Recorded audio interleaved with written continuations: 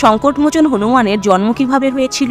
একবার মা অঞ্জনা পুত্রপ্রাপ্তির ইচ্ছায় 12 বছর কঠোর তপস্যা করেন। এই কঠোর তপস্যা দেখে মাতঙ্গ ঋষি তাকে দর্শন দিয়ে আশীর্বাদ করেন শীঘ্রই মহাদেব অঞ্জনাকে দর্শন দিয়ে তার মনোবাঞ্ছা পূর্ণ করবেন। একদিন মা অঞ্জনা মহাদেবের অতিথি সৎকারের সমস্ত ব্যবস্থা করে রেখেছিলেন। হঠাৎ সেখানে ময়লা হাত পায়ে এক ভিখারি এসে হাজির হয় আর জোর করে মহাদেবের আসনে বসে আর তাকে খাবার দেওয়ার আদেশ করে। মা অঞ্জনার কাছে অতিথি নারায়ণ তুল্য, তাই তিনি প্রসন্ন মনে ভিখারিটিকে খাবার পরিবেশন করেন। কিন্তু শিষ্টাচার না জানা ভিখারি খাবারে খুঁত খুঁজতে থাকে, কখনো খাবার ফেলে দেয়, আবার কখনো গ্লাস ছুঁড়ে দেয়। মা অঞ্জনা এইসব আচরণ সহ্য করছিলেন, কারণ ভিখারি হলেও তিনি তার ঘরের অতিথি। এরপর ভিখারিটি মা অঞ্জনাকে বলে সে আধ পেট খেয়েও কোনো পুণ্য হবে, কিন্তু জটাধারী শ্মশানের অঘরী শিব খেলে তার কোনো পুণ্যই হতো না। মা অঞ্জনা আরাধ্য প্রভু মহাদেবের নামে কুবাক্যের বিরোধিতা করলে ভিখারিটি আসল রূপে দর্শন দেন। মা অঞ্জনা মহাদেবের পরীক্ষায় উত্তীর্ণ হয়েছেন এবং শীঘ্রই তিনি তার ঘরে জন্ম নেবেন এই আশীর্বাদ করেন।